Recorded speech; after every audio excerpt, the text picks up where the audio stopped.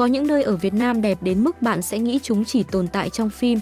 Có những vùng núi bị mây phủ quanh năm, những hang động sâu hàng trăm mét dưới lòng đất và những hòn đảo nằm tách biệt giữa biển xanh. Nhưng điều khiến chúng trở nên đặc biệt không chỉ là vẻ đẹp, mà còn là những câu chuyện, bí ẩn và cảm giác xa lạ mà chúng mang lại. Có nơi từng khiến các nhà thám hiểm kinh ngạc khi phát hiện một thế giới khổng lồ nằm bên dưới mặt đất. Có nơi lại là một công trình nhân tạo bị thiên nhiên chậm rãi nuốt chửng. Và cũng có những địa danh mà chỉ cần đứng giữa không gian ấy, bạn đã có cảm giác mình đang bước ra khỏi Việt Nam quen thuộc. Trong hành trình này, Mê Du Lịch sẽ đưa bạn đến 10 địa điểm bí ẩn và kỳ lạ bậc nhất Việt Nam. Không phải những câu chuyện được dựng lên để gây sợ hãi, mà là những nơi có thật, với cảnh quan và lịch sử đủ sức khiến trí tưởng tượng của chúng ta hoạt động. Và càng đi sâu vào danh sách, những khung cảnh chúng ta nhìn thấy sẽ càng khó tin hơn. 10. Hang múa và những vách núi như một pháo đài. Đứng đầu phần mở đầu của hành trình là một địa điểm nằm giữa vùng núi đá vôi nổi tiếng của Ninh Bình, hang múa. Từ chân núi nhìn lên, hàng trăm bậc đá dẫn dần lên đỉnh cao, nơi những vách núi và thung lũng trải rộng trước mắt. Điều khiến hang múa có cảm giác bí ẩn nằm ở chính địa hình của nó. Những dãy núi đá vôi dựng đứng bao quanh các thung lũng xanh, còn những con đường nhỏ uốn lượn bên dưới giống như những đường nét được vẽ giữa một mê cung tự nhiên. Để lên đến điểm cao nhất, du khách phải vượt qua những bậc thang khá dốc. Càng lên cao, khung cảnh phía sau càng mở rộng. Những cánh đồng, dòng sông và dãy núi phía xa lần lượt xuất hiện, tạo nên một góc nhìn rất khác về Ninh Bình. Nếu đến vào sáng sớm, lớp sương mỏng thường phủ lên các thung lũng, khiến những ngọn núi phía xa như nổi lên giữa biển mây. Còn vào cuối ngày, ánh nắng thấp chiếu lên những vách đá tạo thành những mảng sáng tối rất điện ảnh. Nhưng có một điều thú vị, vẻ bí ẩn ở đây không đến từ truyền thuyết đáng sợ. Nó đến từ cảm giác đứng trên một đỉnh núi và nhìn xuống một vùng đất đã được thiên nhiên tạo hình qua hàng triệu năm. 9. Hồ Thủy Tiên và con rồng giữa rừng. Nếu có một nơi khiến bạn phải nhìn lại lần thứ hai để chắc chắn mình không đang xem một cảnh phim, đó là Hồ Thủy Tiên ở Huế.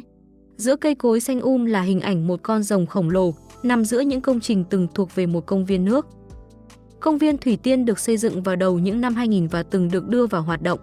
Nhưng sau đó, nơi này đóng cửa và trải qua một thời gian dài xuống cấp, thiên nhiên bắt đầu chiếm lại những khoảng không từng dành cho du khách. Cây mọc qua các bức tường, rêu phủ lên những bề mặt bê tông, những khu vực từng có tiếng người dần trở nên im lặng.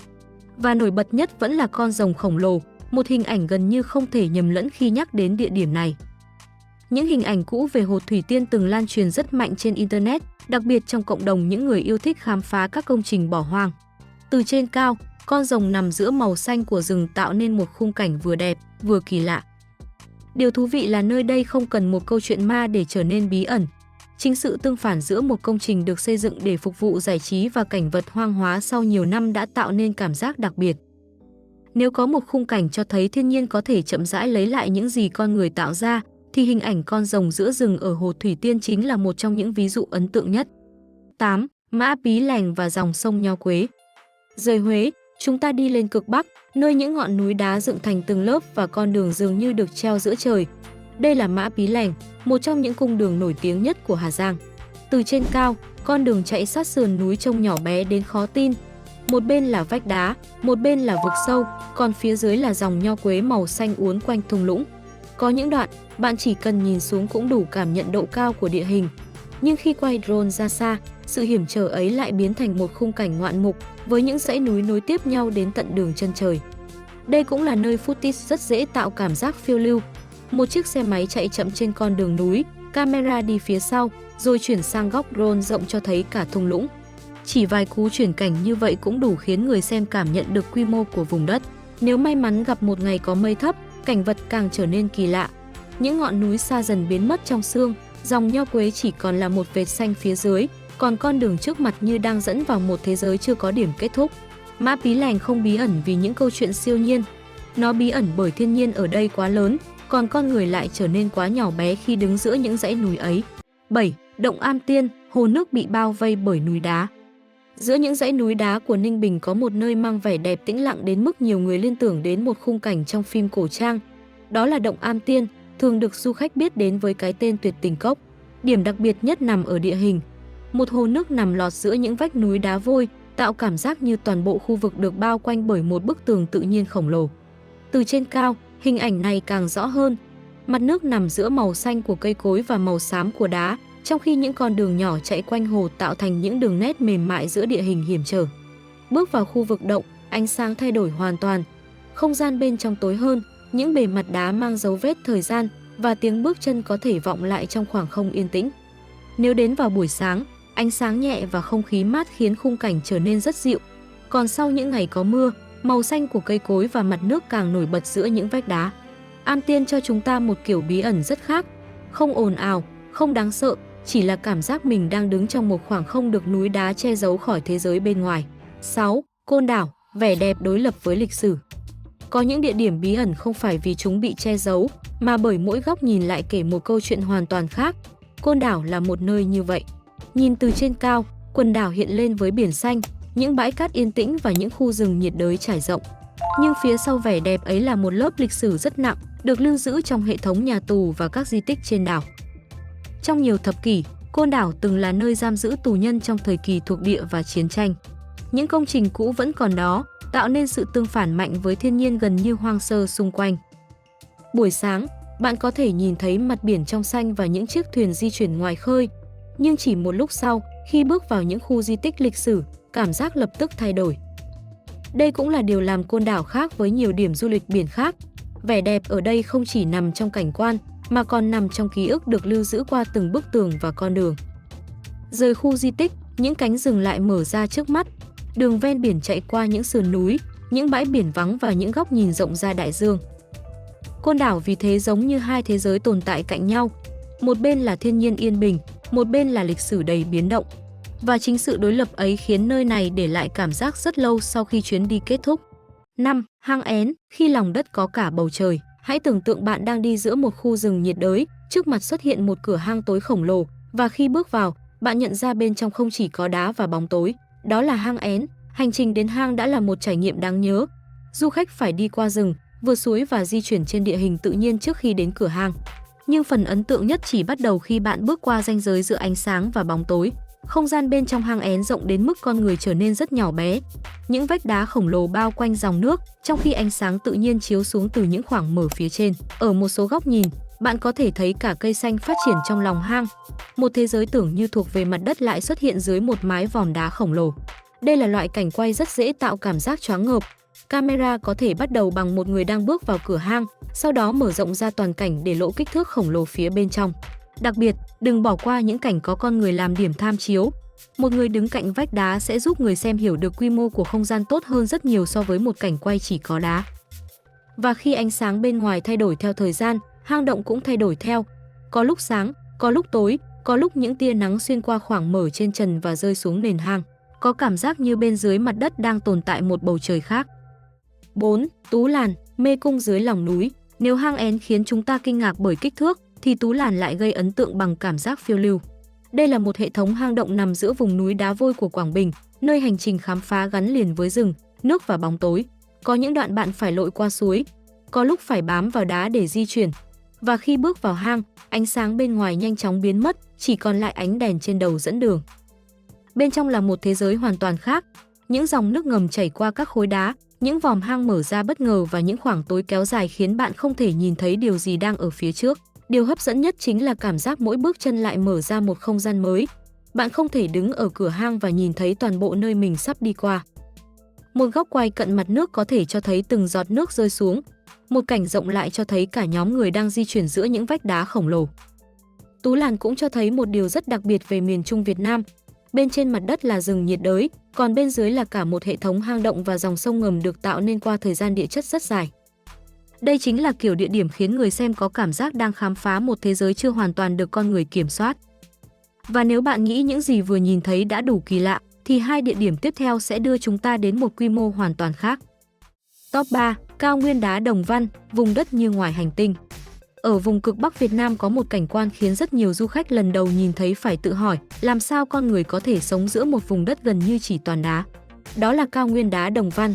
Những dãy núi đá tai mèo nối tiếp nhau, những thung lũng nằm sâu giữa núi và những con đường nhỏ uốn quanh sườn đá tạo nên một khung cảnh rất khác với phần lớn Việt Nam. Vào những ngày có mây, sương phủ xuống các thung lũng khiến những ngọn núi phía xa chỉ còn hiện lên từng lớp. Khi trời quang, cảnh vật lại mở rộng đến tận đường chân trời. Nhưng điều khiến Đồng Văn thực sự đặc biệt không chỉ là đá, đó là cuộc sống của con người giữa địa hình khắc nghiệt này. những ngôi nhà nằm nép bên sườn núi, những mảnh ruộng nhỏ được tận dụng giữa các khe đá, những con đường dẫn đến các bản làng nằm sâu trong thung lũng. Từ drone, bạn sẽ thấy những con đường trông nhỏ như sợi chỉ giữa một biển đá khổng lồ. Nhưng khi chuyển sang cảnh quay cận, hình ảnh một người dân, một mái nhà hoặc một phiên chợ lại khiến vùng đất trở nên gần gũi hơn. Đó cũng là cách tốt nhất để kể câu chuyện về Đồng Văn, không chỉ cho người xem thấy một cảnh đẹp, mà cho họ thấy cách con người thích nghi với thiên nhiên. Có lẽ chính điều đó mới là bí ẩn lớn nhất của vùng cao nguyên này. Không phải vì nơi đây xa lạ với con người, mà bởi con người đã tìm được cách biến một vùng đất tưởng như khắc nghiệt thành quê hương của mình. 2. Hang Sơn Đòng, một thế giới nằm dưới mặt đất, và đây là lúc danh sách bước vào một thế giới gần như không thể tưởng tượng. Sơn Đòng không chỉ là một hang động nổi tiếng, mà được biết đến là hang động lớn nhất thế giới theo thể tích. Điều gây kinh ngạc không nằm ở một con số, nó nằm ở những gì tồn tại bên trong. Có những đoạn không gian rộng đến mức một tòa nhà cao tầng có thể trở nên nhỏ bé khi đặt cạnh vách hang. Có dòng sông ngầm chảy trong bóng tối, có những khối thạch nhũ khổng lồ và những khoảng mở trên trần cho phép ánh sáng chiếu xuống.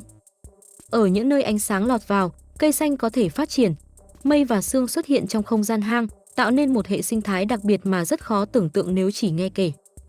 Hãy nhìn một người đang đứng giữa sơn đòng, con người gần như biến thành một chấm nhỏ. Sau lưng họ là vách đá, phía trên là khoảng không khổng lồ, còn phía trước có thể là cả một khu rừng nằm dưới lòng đất. Sơn Đòng từng được một người dân địa phương phát hiện cửa hang vào năm 1990, trước khi được các nhà thám hiểm khảo sát và giới thiệu rộng rãi với thế giới.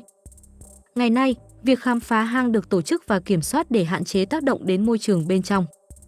Điều đó càng khiến Sơn Đòng trở nên đặc biệt, bởi có những nơi đẹp đến mức chúng ta không thể tiếp cận chúng theo cách tùy ý.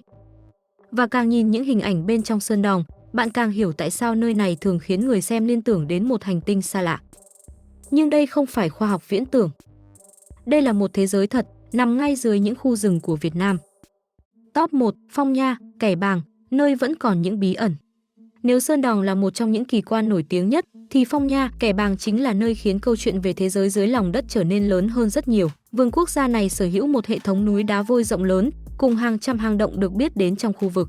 Và điều đáng kinh ngạc là những hang động nổi tiếng như Phong Nha, Hang Én, Sơn Đòng hay nhiều hệ thống hang khác chỉ là một phần của thế giới ấy. Bên trên mặt đất là rừng nhiệt đới, bên dưới là sông ngầm, những khe đá và các khoảng không được hình thành qua thời gian địa chất rất dài. Bạn có thể ngồi trên thuyền đi vào hang Phong Nha, nhìn ánh sáng ngoài cửa hang dần biến mất phía sau. Chỉ vài phút sau, không gian xung quanh thay đổi hoàn toàn, tiếng động cơ nhỏ dần, mặt nước phản chiếu ánh sáng, những vách đá hiện lên trong bóng tối, và càng đi sâu, bạn càng có cảm giác mình đang rời khỏi thế giới bên ngoài. Đó chính là lý do Phong Nha, Kẻ Bàng đứng ở vị trí đầu tiên trong danh sách này. Bởi bí ẩn lớn nhất không phải là một câu chuyện chưa có lời giải. Bí ẩn lớn nhất là chúng ta biết rằng bên dưới những ngọn núi ấy vẫn tồn tại một thế giới rộng lớn mà con người chưa bao giờ có thể nhìn thấy hết. Có thể sẽ còn những hang động mới được khám phá, có thể còn những dòng nước ngầm chưa xuất hiện trên bản đồ, và cũng có thể tự nhiên vẫn đang tiếp tục tạo ra những khoảng không mới trong bóng tối. Từ những vách núi của Hà Giang, những hòn đảo ngoài khơi, cho đến những hang động sâu trong lòng đất, 10 địa điểm hôm nay cho chúng ta thấy một Việt Nam rất khác. Một Việt Nam không chỉ có những thành phố đông đúc hay những bãi biển nổi tiếng, mà còn có những thế giới nằm sau núi đá, trong rừng sâu và dưới lòng đất. Điều thú vị nhất là bí ẩn của những nơi này không cần phải được tạo ra bằng những câu chuyện đáng sợ. Chính thiên nhiên, lịch sử và dấu vết của thời gian đã đủ khiến chúng trở nên đặc biệt. Có thể đâu đó ngoài kia vẫn còn một con đường chưa từng được chúng ta đi qua, một hang động chưa xuất hiện trên bản đồ, hay một góc núi đang chờ được nhìn thấy lần đầu tiên. Và có lẽ đó cũng là điều đẹp nhất của du lịch. Không phải lúc nào chúng ta cũng cần tìm đến một nơi hoàn toàn mới trên thế giới. Đôi khi, chỉ cần nhìn Việt Nam bằng một góc nhìn khác, chúng ta đã có thể tìm thấy một thế giới mới ngay trước mắt mình. Nếu bạn yêu thích những hành trình khám phá như thế này, hãy đăng ký Mê Du Lịch để cùng chúng tôi tiếp tục tìm kiếm những vùng đất đẹp, lạ và ít người biết đến. Bởi Việt Nam vẫn còn rất nhiều điều đang chờ chúng ta khám phá.